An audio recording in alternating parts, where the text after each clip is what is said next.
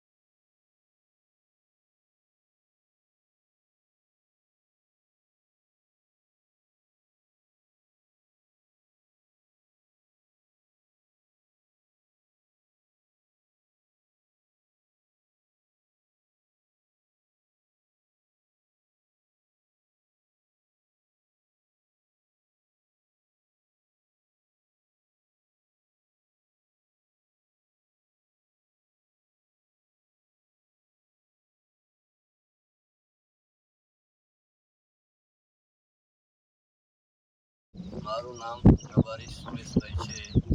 હું નુધાતડ ગામનો રહેવાસી છું અને અમારે નુધાતડ ગામથી રબારીવાસ અડધો પોણા કિલોમીટરની દૂરીમાંથી છે। એમાં એક કંકાવટી નદી આવે છે।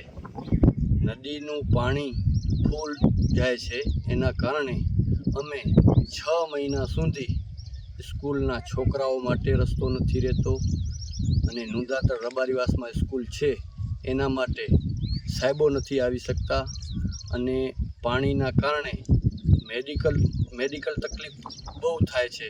કોઈ પણ માણસ બીમાર થાય એના માટે કોઈ જાતનો રસ્તો નથી।